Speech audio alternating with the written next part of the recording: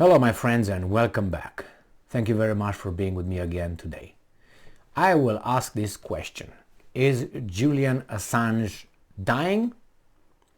And I will provide the answer why I ask this question, not necessarily if he dies, because obviously he's dying, like we all are.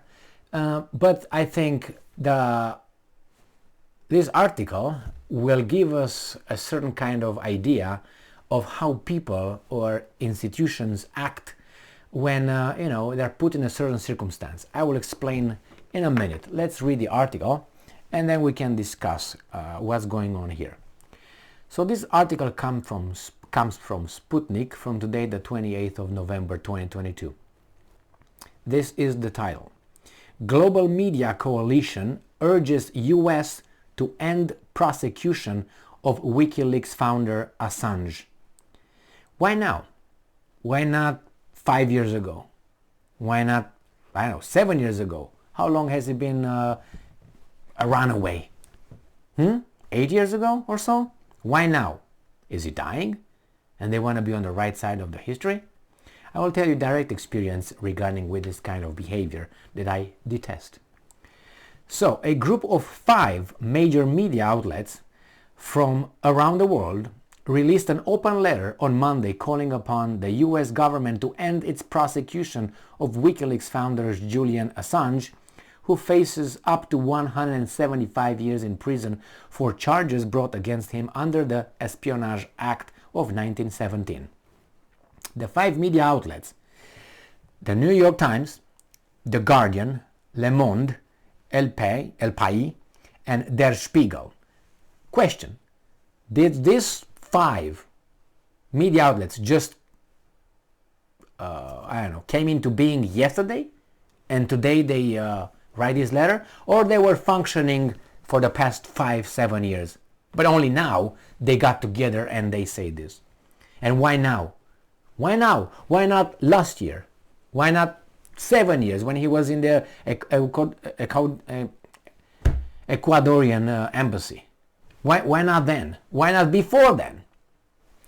Maybe they did. Maybe they did. So, the 5 media outlets revealed thousands of confidential US State Department cables in conjunction with WikiLeaks in November 2010. The disclosure, known as Cablegate, exposed corruption, diplomatic scandals, and spy affairs on an international scale, according to the letter. And I'm quoting: for Julian Assange, publisher of WikiLeaks, the publication of Cablegate and several other related leaks had the most severe consequences, end quote, the letter said. And I'm quoting again: this indictment sets a dangerous precedent and threatens to undermine America's First Amendment and the freedom of the press. 12 years after the publication of Cablegate, it is time for the US government to end its prosecution of Julian Assange for publishing secrets, end quote. Why didn't you say this every year, every month for the past 10 years or so? Well, I'm assuming this guy is dying. Like dying being on the deathbed. Obtaining and disclosing sensitive information when necessary in the public interest is a core part of journalists' work, and if criminalized would make disclosure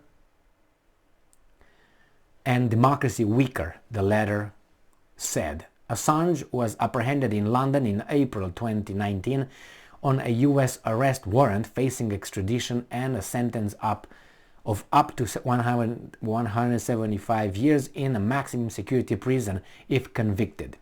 Assange has been held for 3.5 years in a high security prison in the UK, typically used for terrorists and members of organized crime groups, the letter said. In August, Assange appealed the UK's decision to extradite him, sparking a legal dispute that could delay his extradition for months. He's going to be extradited, I guarantee you that. It's not a secret. Now, I don't know if you guys were in your life, you were under this kind of circumstance. You were in a group of people that, made a decision, you were a committee, or a board of directors, or something, you have to make a decision, or a group in the military, and you all had kind of the same, one of them was the main guy, and then the rest of us, or the rest of them, were, decision makers, but you knew what exactly they wanted to do, what the decision, it was just a confirmation of the decision, that you knew it was in the air, you just had to put your signature somewhere, so you are also responsible for the decision. I don't know if you've been on this kind of circumstance. So, okay, come over here, and you know what they want from you. They want from you to say yes to whatever they say. You knew that. You're going to sign there. The decision is going to be made. It's going to be implemented. It's going to probably fail, or if it's not going to fail, things going to come back boomerang to the institution, and they will try to say, hey, see, it was more than one. It was the committee. It was the board of directors that decided this. So you have to fire, I don't know how many were over there, 5, 6, 7, depends how the big the group is. And when you have this, you come over there, but the main guy is afraid to act. So the main guy is afraid to say, you know what, we're going to take this bold decision right here, we're going to sign, and we're going to be covering ourselves because we are more than one, which we are cowards. So let's do it. Okay, so you say, let's do it, but you're afraid to do it. And you postpone the decision. Why? Because you know that once you sign that document, that thing is going to be, the policy will be implemented, or the action, whatever it's going to be, is going to be implemented. It's going to go and hit someone, and that someone will come and fuck you up so bad that you're in big trouble. So you postpone it, and you postpone it, and you postpone it. And then you find out one day that those guys over there, the guy that could fuck you up, is in doo-doo, bad shape. He was fucked by someone else, or he's in bad shape. It's like a dying enemy. And instead of being a gentleman and say, well, let him die, no, you go and you kick him. And then, let's do it now. You sign everything and you send it and say, see, we implemented, we signed that, we implemented it. Why? Because you know that that guy is not going to be able to fuck you up in return. And then you say, well, I fought the enemy, I did this, we signed, all of us signed, but at that time it's going to be only one who's going to show up and say, I signed this, I implemented this, I created this, I put it together, when they were over there, and I didn't care about it, and we did it, and we did it. The guy was dying. The competition, the guy that could have punished you, died. The same here. These guys are showing up right now with this letter, sending it to the US government and can fuck you up yesterday, if you know what I mean. And they are like, see, we are for freedom of speech, freedom of expression. And tomorrow, in the next month, we find out, next week, we find out, but they know, Assange is terminally ill.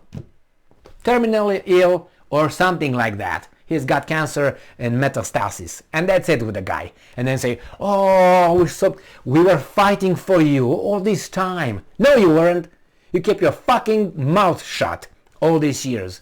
And you were like, what should we do? Should we challenge that guy? No, now we do. Because when the guy is going to say, what did you do? Assange is dead. Oh, okay, never mind. Fuck you guys.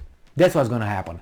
I have a suspicion. I know I'm, making scenarios here, but it happened to me in this kind of, I've been in this kind of circumstances where things like this happen. They did it in the last day because the next day that guy will be dead.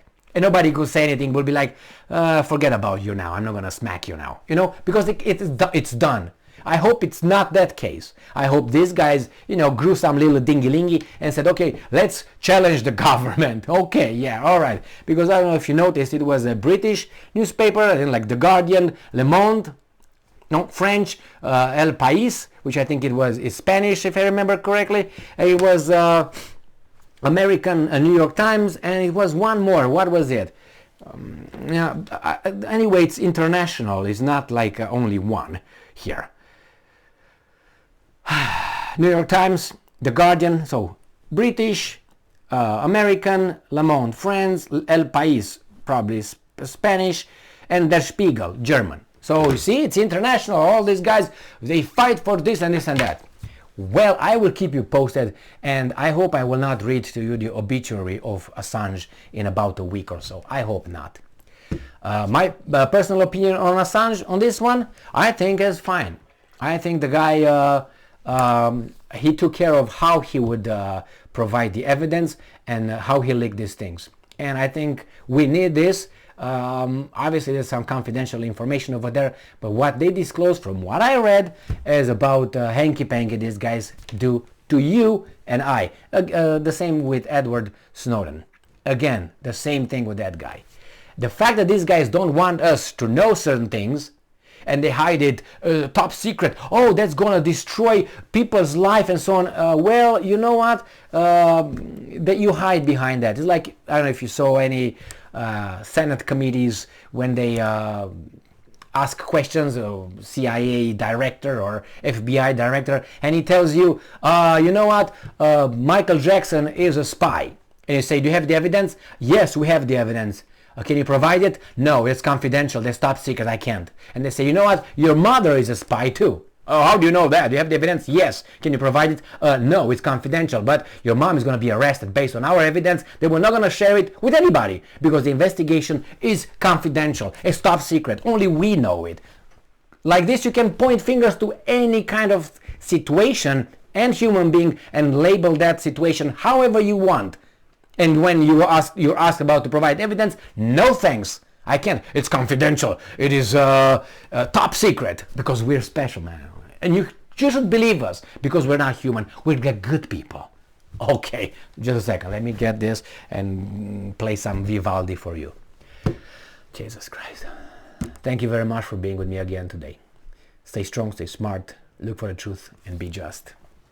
Weasels!